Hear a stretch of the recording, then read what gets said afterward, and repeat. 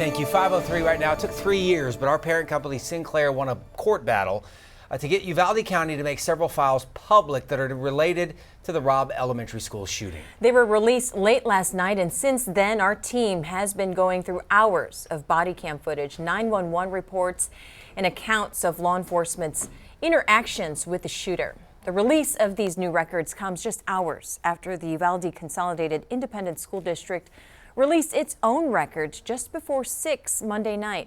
Those records included emails, text messages, personnel files, and the gunman's students' records.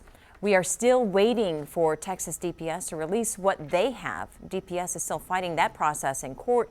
They reportedly have terabytes of data. And we are now joined by one of our reporters, Matt Roy. He's been up all night going through all of the documents and video released by the Uvalde County last night. Yeah, Matt's in the studio right now. Matt, tell us about the release, what you've seen, some of the things that just sort of jump off the page right now. Lots and lots of pages and footage so far. 1,600 pages of documents, give or take. Wow. So over 6 hours of footage released by the county just about 11:30 last night. I basically got home from work last night and then came right back to start going through all that stuff.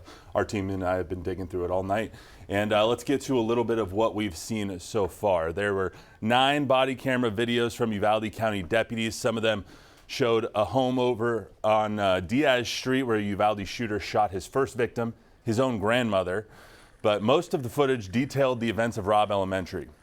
That's where mass chaos and a botched police response led to law enforcement waiting for 77 minutes before entering the classroom where the shooter was located and killing him. Most of the confusion came from law enforcement not knowing if it was a barricaded subject or an active shooter situation. No subjects in the school on the west side of the building. He's contained 6 officers inside the building at this time. We believe he's barricaded in one of the offices.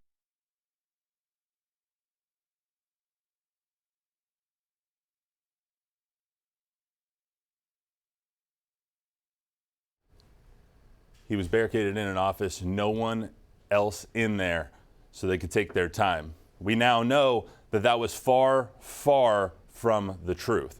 There were numerous survivors in that classroom. Now this next clip is 17 minutes after the shooter entered the classroom.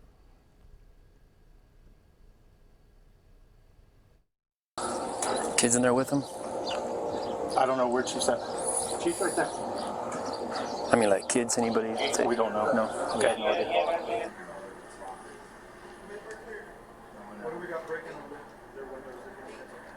In the footage we've gone through so far, we've seen and heard a lot of Pete Arredondo. He was the UCISD police chief during the time of the shooting and is one of 2 officers on scene that has been indicted on felony charges. Throughout a lot of the body camera footage, you can hear Arredondo making attempts to negotiate with the shooter. Sir, this is not a logo with the school district police. Can you please put your firearm down? You don't want anyone else hurt, sir.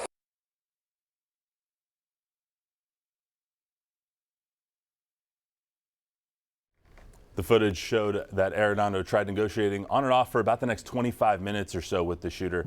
Still a lot of documents and footage to go through. I'll have more for you throughout the newscast. Guys? Matt, you've been talking to the families a lot. Mm-hmm. It's hard for us to watch. It's hard for you to go through. How are they feeling? You had mentioned in your story last night that they're hoping that this will bring some trust back to law enforcement and them. Yeah, absolutely. And there's kind of mixed emotions with a lot of the families. They didn't really know how to feel when all this stuff came out. A lot of them wanted it. There was about 6, though, that didn't actually want any of this stuff to come out. They've been trying to move on. I don't want to name any of them, but they've been trying to move on and kind of go through the grieving process without more stuff coming out. But now that all this stuff is out, there's people like Jesse Rizzo, like Brett Cross, who was in our story last night, and I think you guys will play a little bit of it a little bit later this morning, that they're hoping for a little bit of closure now that almost everything seems to be out in the open.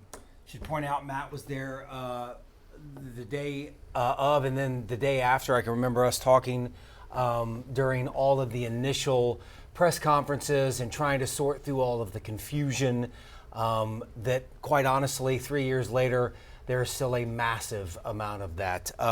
Thank you for what you guys have done so far. We look forward to the rest of your reports, not just throughout the morning, but certainly throughout the day and the rest of the week here at News 4. Got more coming. News 4 with Matt Roy. Matt, thank you. As our team does go through all of those county records, here's what we have uncovered from the school district's files. So a teacher reported there was an email directing people to not talk to the media, as well as employees asking for information to be corrected. It's taken 3 years for some of all that to come to light. One of the employees, Amy Franco, this story is certainly odd and heartbreaking for Amy. She was at Robb Elementary School the day of the shooting. She was the last one inside of the campus before the shooter stepped inside. She was accused of propping a door open that day, but officials now acknowledge that didn't happen. Her boss reached out to tell the superintendent that Amy had nothing to do with that the very next day. Out of all the leaders in the district, out of the principal from that campus, all the leaders in the district, nobody stood up for me. She stood up for me. And I didn't know this until today.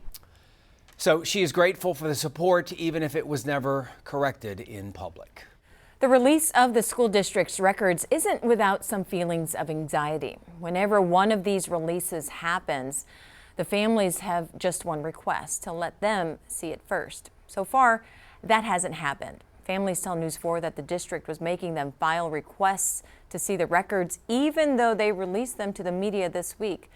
Brett Cross is one of the most outspoken family members over the past 3 years, and he says the release by UCISD was more empty promises. It's been hell. It's been 3 years of fighting for this, and I'm grateful of organizations and companies such as y'all's that have been there to push for it and to continue to fight for it.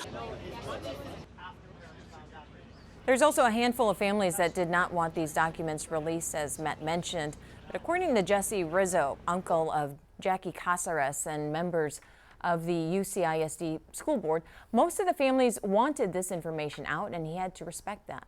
The majority of them wanted this information released, and I just hope that one day that it helps them heal in some sense. Rizzo hopes this will start to build trust back between the community and the district. Well, keep it right here. News 4 will continue to follow up on the pressing issues and questions and any fallout from the latest documents.